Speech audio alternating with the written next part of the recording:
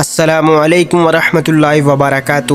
بسم اللہ الرحمن الرحیم۔ صرف 5 منٹ کا مدرسہ قرآن و حدیث کی روشنی میں اسلامی تاریخ 2 شعبان۔ نمبر 1، حضرت خالد بن ولید رضی اللہ عنہ کا اخلاص۔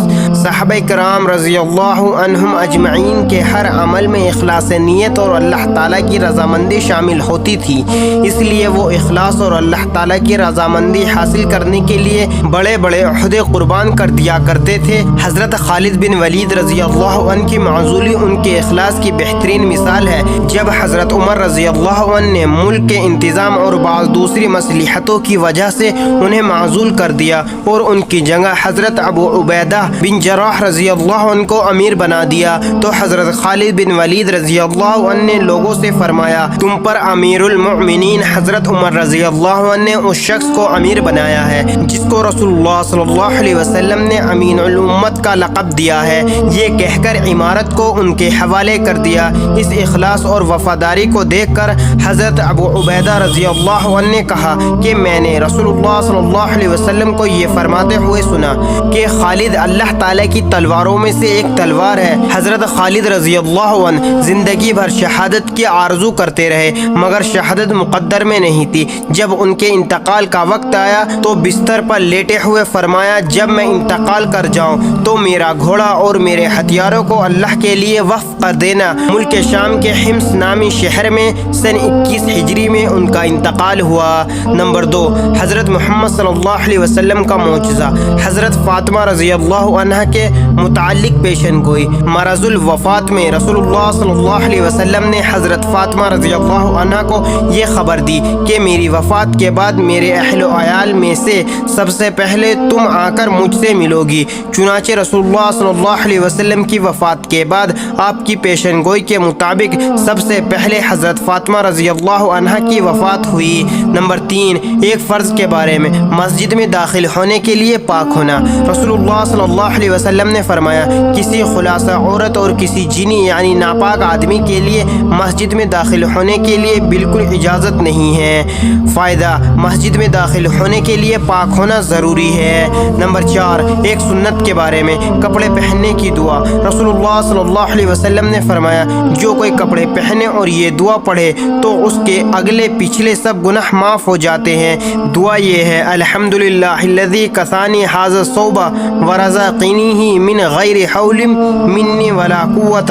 نمبر 5، ایک اہم عمل کی فضیلت، قرآن کی تلاوت کرنا۔ رسول اللہ صلی اللہ علیہ وسلم نے فرمایا، قرآن شریف کی تلاوت کیا کرو، اس لیے کہ قیامت کے دن یہ اپنے ساتھی یعنی پڑھنے والے کی شفاعت کرے گا۔ نمبر 6، ایک گناہ کے بارے میں، زمین میں فساد پھیلانا۔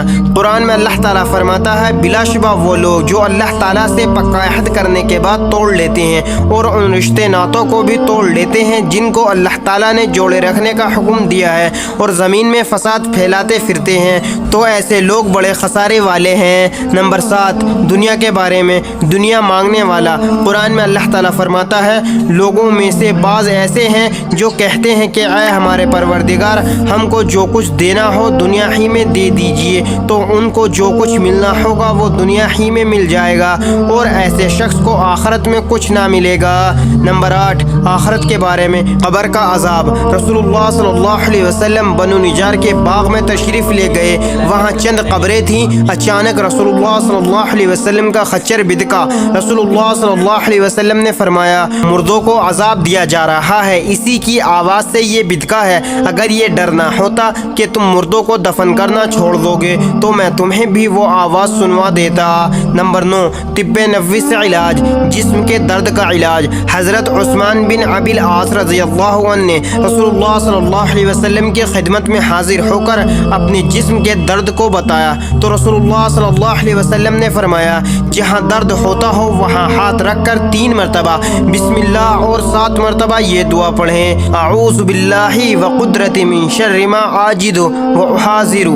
तर्जुमा, मैं अल्लाह और उसकी कुदरत की पनाह चाहता हूँ हर उस तकलीफ से जो मुझे पहुँची है और जिससे मैं डरता हूँ। चुनाचे इन सहाबी ने जब ये कलिमात कहे तो उनका दर्द ख़त्म हो गया। फिर वो सहाबी अपने घर वालों और दूसरे ज़रूरतमंदों की हमेशा इन कलिमात की तलकीन करते रहते थे। नंबर 10, नबी करीम सल्लल्लाहु अलैहि वसल्लम की नसीहत। रसूलुल्लाह सल्लल्लाहु अलैहि वसल्लम ने फरमाया, अल्लाह के ज़िक्र के अलावा ज़्यादा बात मत करो, क्योंकि इससे दिल में सख्ती पैदा होती है और जिसके दिल में सख्ती होती है वो अल्लाह की रहमत से भी ज़्यादा दूर होता है। अल्लाह ताला हम सबको इन प्यारे हदीस मुबारका पर अमल करने और अपनी ज़िंदगियों को संवारने की तौफीक अता फरमाए, आमीन। मज़ीद इसी तरह की इस्लामिक वीडियो के लिए अगर आपने अभी तक मलिक शाह चैनल को सब्सक्राइब नहीं किया तो सब्सक्राइब कर ले और वीडियो को लाइक एंड शेयर ज़रूर करें। जज़ाकल्लाह, शुक्रिया।